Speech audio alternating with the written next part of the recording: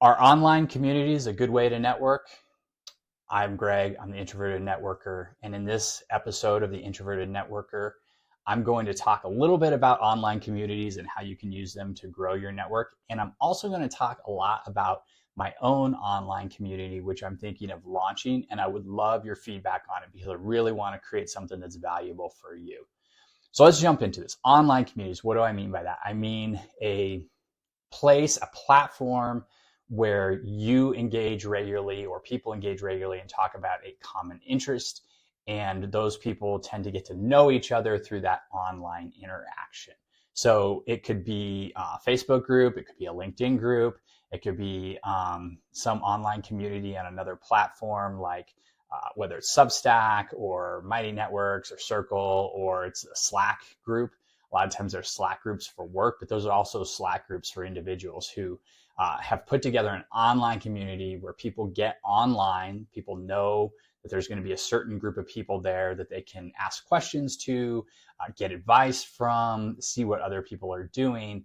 And it's generally organized around a certain interest. Now, there's a ton of online communities out there, and I think they're good things. I think an online community is a great place to find like-minded people, no matter what the group is. So some of the things, you want to join a community that's really active. A community that is just kind of you join and nobody gets in there and does anything is not valuable to you. You get value out of the interaction. It has to be kind of almost daily or weekly interaction for you to really get a lot of value out of it. But how does it help you with your networking? Well, you're connecting with people online and you could potentially move that to a voice-to-voice conversation. So remember, every time I'm talking about your networking process or your networking habit, whatever you want to call it, we're going to start out by reaching out to people we know. Now, the people in the online community, we maybe don't know them very well yet. We know their online persona, but we don't know who they really are.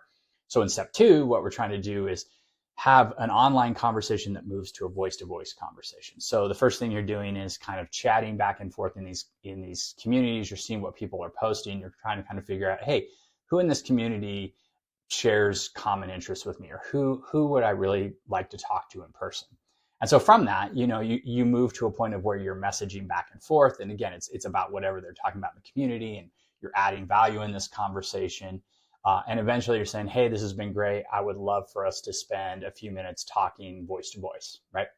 By video call, by phone call, whatever it is, you want to get to a point where you're talking voice to voice, because that's going to really give you more of a sense of who they are versus who they are in the community, right? You could see somebody who writes tremendously in the community, has a lot of ideas, and when you talk to them, it's maybe not as rich of a conversation, or you're like, oh my gosh, this person is totally who they were online, and I would love to, talk to them more, develop this relationship. Or maybe they just write a few things online, but when you get them in a voice-to-voice conversation, you really get to know what it is they're doing. So again, remember, this is all in your control. So if you're worried, if you're like, I don't want to reach out to people because I don't know if I want to talk to them, that could be weird, then, pick other people, find other people. But it's a good place to, number one, find people with a common interest that you have.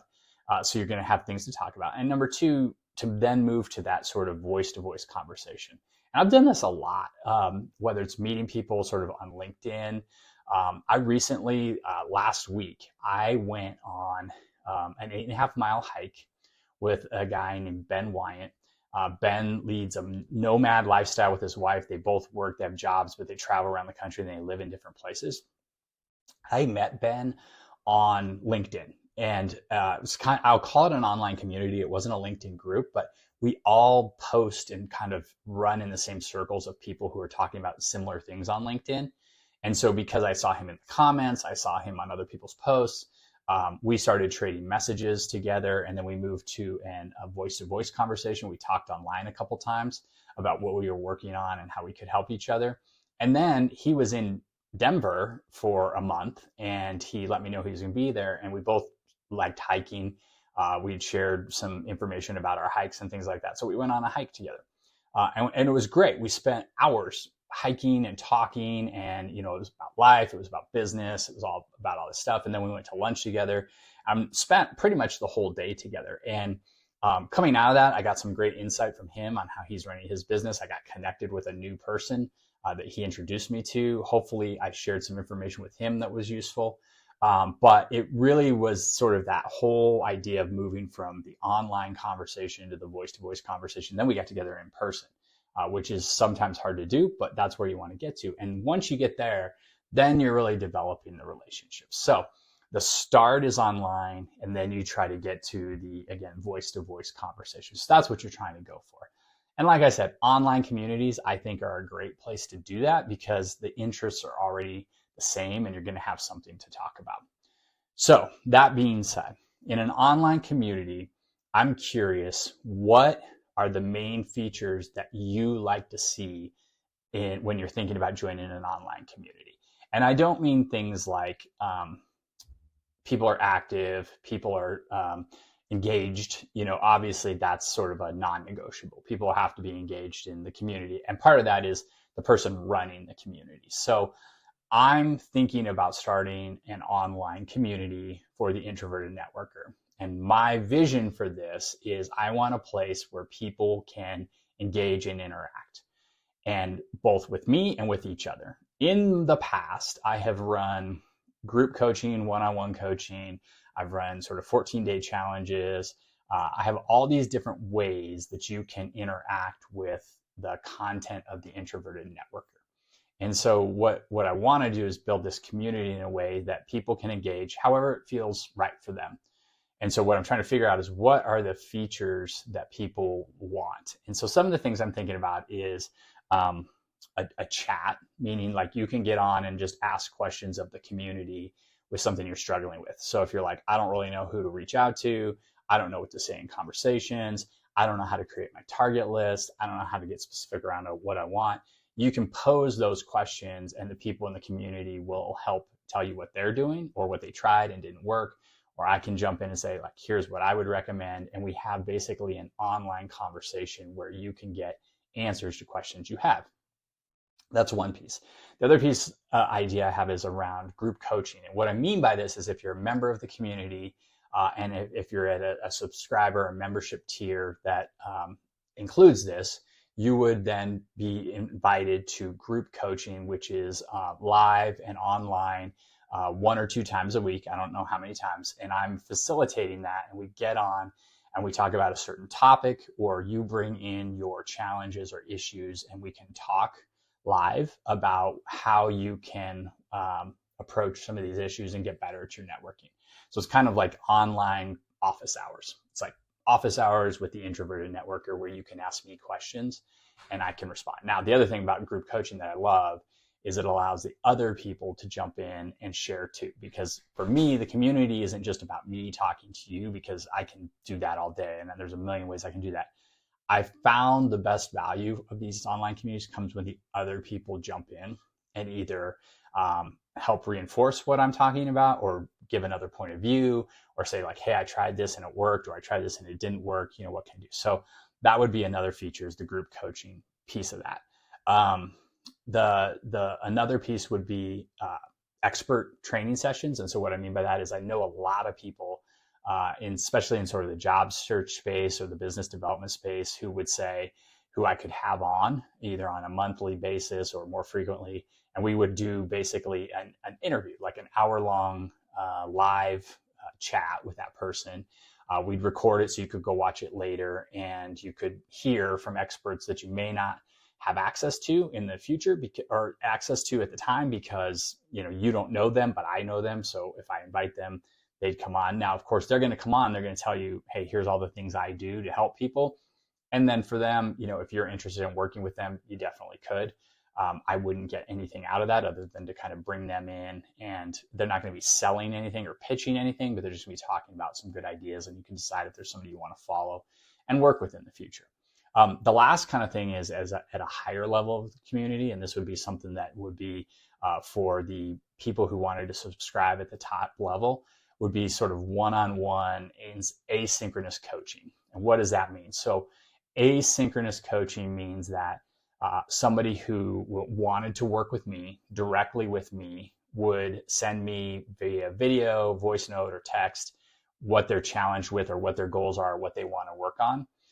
And then I would respond to that via a video chat or a video message. And I would tell them, okay, here's what I'm hearing from you. Here's what I think I want you to do.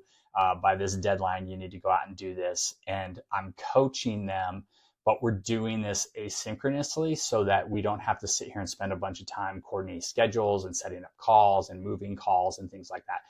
I found when I do one-on-one coaching, that's the worst part of it for me. I don't like setting it up and then having people say, I got to move it because I got a meeting. We can do it on our own time. It'll be very timely. You'll get feedback right away.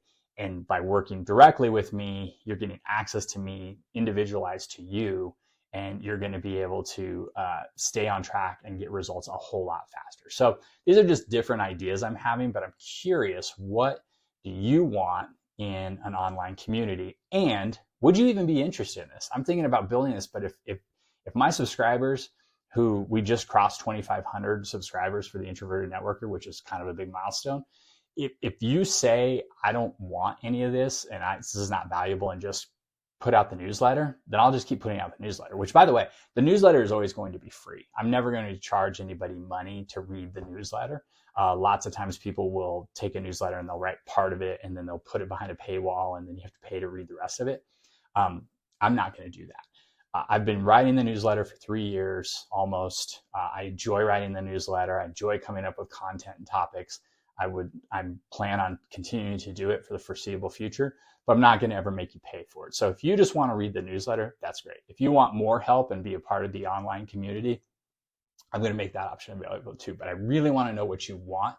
If you don't want this, if you're like, I wouldn't get any value from this, then I'll save myself the time. I'll do something else. But just curious, that's why I'm kind of putting it out there. Again, the whole point of this was to talk about online communities, but also to get your feedback on what you would want to see in an online community dedicated to helping you become a better networker. So think about that. Leave me a comment leave me a comment there. Get in touch with me at the Introverted Networker. Subscribe to that. There's going to be a poll in this week's newsletter that asks, like, which features would you like to see? And when I'm doing that, then hopefully I can get some measurement of what people are interested in. So have a great week. Go out, find an online community, start to engage there, try to move to voice-to-voice conversations, meet some interesting people. And remember, always be connecting.